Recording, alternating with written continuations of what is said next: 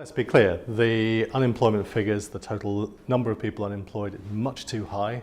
It is a priority for the government to bring it down as soon as we possibly can.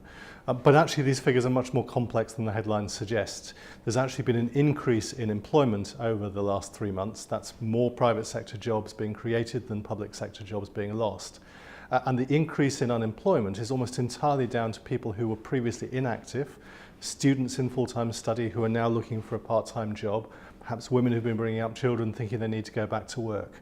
And in overall terms, the number of people on job seekers allowance has actually come down slightly after you take into account changes in the welfare system as a result of our reforms, moving people from one benefit to another. There are 3 things we're trying to do to support job creation, to encourage businesses to grow and develop and create jobs.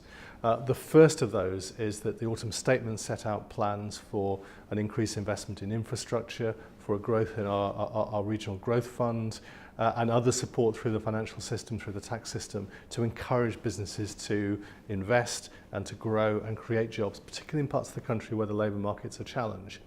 Alongside that, for young unemployed people, we've introduced various measures, including the targeted employment subsidy, giving an employer who takes on a young person a part of that young person's wage for the first few months that we introduced through the youth contract, to try and create an extra incentive for employers to take on an unemployed young person.